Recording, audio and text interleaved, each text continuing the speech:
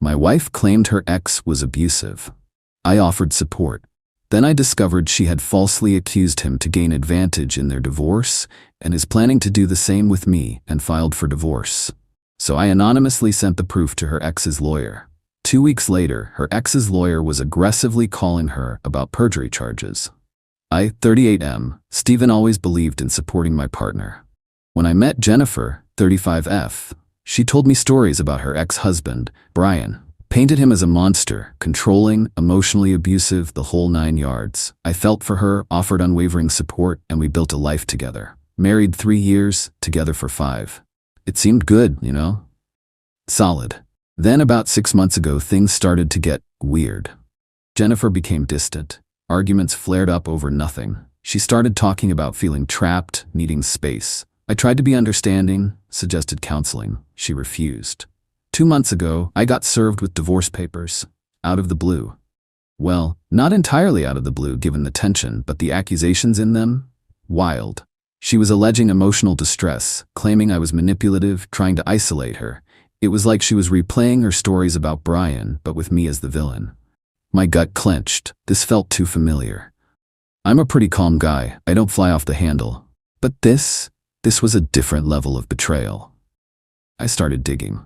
Not in a crazy way, just looking through old shared cloud storage, things we'd both had access to from the early days.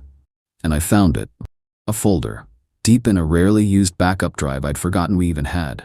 Labeled Brian stuff. Inside were old emails, draft affidavits, even voice memo recordings. It wasn't evidence of his abuse. It was Jennifer, coached by her sister Stephanie, planning how to fabricate abuse claims against Brian to get a better settlement in their divorce. There were notes on phrases to use, how to cry on cue, even discussions about provoking him and recording his reactions out of context. My blood ran cold. She'd done this before, and the claims against me in her divorce filing, almost identical phrases. She was running the same playbook. For a few days, I just sat with it. The anger was there, sure, but mostly it was this profound sense of, disillusionment. The woman I loved, the life we built, all based on a foundation of lies. And she was about to do it to me. I thought about confronting her, but what would that achieve? More drama, more lies. She'd just deny it, twist it. No. Strategy. That's what was needed. I copied everything. Every email, every note, every recording. I found Brian's lawyer online. Thankfully, he was still practicing. Created a burner email account, sent everything in a zip file. Subject: information regarding Jennifer, Jennifer's last name, formerly Brian's last name, perjury and Brian's last name versus Jennifer's last name, divorce. In the body, I just wrote, found this, thought you should see it, she's doing it again. No name, no return address on the physical evidence. I also mailed to his office on a USB stick, just to be sure. I specifically chose files I knew were only on that old shared drive, things she might not even remember existed, to minimize any immediate trace back to me if she tried to figure out the source within her own files. Then I waited and focused on my own divorce. Got a lawyer, a shark named Miss Rose. Told her everything, showed her the evidence I'd sent anonymously. She was impressed, in a grim sort of way. Advised me to sit tight on that front, let Brian's lawyer make the first move. Update 1, a little over 2 weeks later. Okay, so things escalated. Fast. About 16 days after I sent the package to Brian's lawyer, Mr. Scott, the evidence was apparently so clear-cut and damning it lit a fire under him. My soon-to-be ex-wife, ex-Jennifer, started acting antsy. She'd call, rambling about needing to talk, that this divorce was a misunderstanding. A far cry from the "you're a manipulative monster" rhetoric. I just kept repeating, Jennifer, all communication through the lawyers. Remember, that's what you wanted. Click. Then this past Monday, all heck broke loose. I got a call from a friend who knows Jennifer's sister, Stephanie. Apparently, Stephanie was blowing up her phone, freaking out. Why? Because Jennifer had received a very aggressive letter from Mr. Scott. He was talking about filing motions for perjury, contempt of court, looking to claw back parts of their settlement. He also, and this is key, apparently mentioned in his letter that the evidence had been recently brought to light by a party with significant interest in ensuring the truth of your past and present declarations is fully examined. Vague, but pointed. Jennifer, predictably, lost her mind. She showed up at my apartment. banging on the door, screaming. I didn't answer, just watched through the peephole as she cycled through tears, rage, and then pathetic pleading. "Stephen, please, we need to talk. They're trying to ruin me. You don't understand." Oh, I understood perfectly. She must have realized that the specific nature of some of those old files, drafts she thought were long gone, voice notes about her plans, could only have come from somewhere we once shared, or from someone who had deep access. And given Mr. Scott's hint, she likely put two and two together and got me. Her sister Stephanie called me next. "Stephanie, Stephen, you have to call this off. This is insane. Brian is an awful person. He was abusive." Jennifer was just scared. She didn't know how to articulate it properly.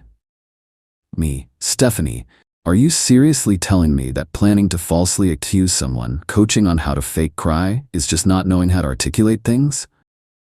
She was traumatized. You don't know what she went through. I know what I found, and I know she's trying to do the same to me. Funny how her trauma narratives are so similar, isn't it? You're destroying her life over a misunderstanding. She loves you." "Stephanie, save it. She made her bed. Now she gets to lie in it, with all the legal consequences." Hung up. The entitlement is breathtaking. They genuinely believe they can manipulate, lie, destroy someone's reputation in life, and then when caught, cry victim and expect me to fix it.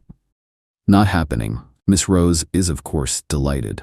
Mr. Scott has already reached out to her, shared the evidence officially.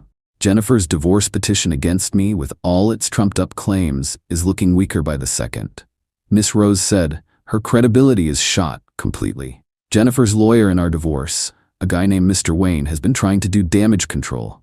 Called Miss Rose, talking about mental anguish and how Jennifer was not herself when she filed. Too little too late, buddy. The best part? Brian isn't just going after the old settlement. He's looking into whether her false accusations constituted defamation. This could get very, very expensive for Jennifer. Update 2. 1 month later. The fallout intensifies. It's been a wild month. The initial shockwaves from Brian's lawyer, Mr. Scott, hitting Jennifer with the perjury accusations haven't died down. They've amplified. Jennifer's strategy, if you can call it that, has been to double down on the victim act, but it's got this edge of panicked desperation now. Her lawyer, Mr. Wayne, tried to get Brian's motion dismissed, claiming the evidence was dubiously sourced and that Jennifer was vulnerable. The judge, from what Miss Rose tells me, was not amused, especially when Mr. Scott laid out the detailed, dated evidence of premeditated deception. The perjury case is moving forward. The entitlement from Jennifer's camp is off the charts. Her mother, Nancy, called me last week. Full-on guilt trip. "Nancy, Stephen, how can you let this happen to Jennifer? She made mistakes, yes, but she was young and scared with Brian, and with you, she's just heartbroken, confused." Nancy, with all due respect, planning to falsely accuse two different men of abuse isn't a mistake or confusion.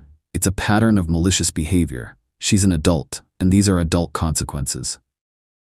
But perjury charges? Trying to take money back from her? That's cruel. She'll have nothing. She gave you the best years of her life.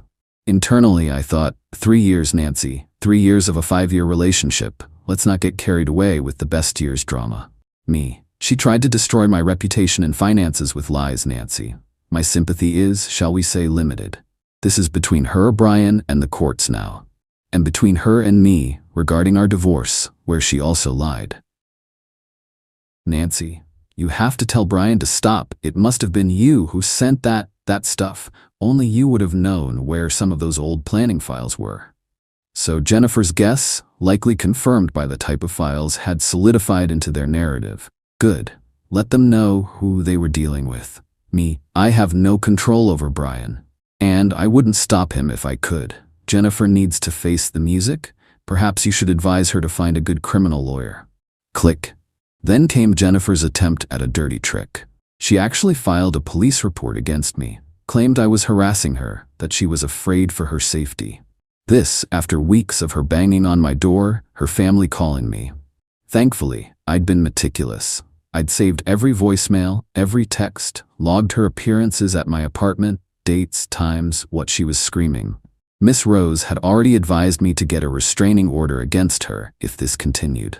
When the police contacted me, I calmly explained the situation, mentioned the ongoing divorce and the perjury case her ex was pursuing, and offered to provide my logs and recordings. The officer sounded skeptical of her claims by the end of our call. Nothing came of it, but it was a clear attempt to paint me as the aggressor and manufacture leverage. Miss Rose added it to our growing file on Jennifer's bad faith actions.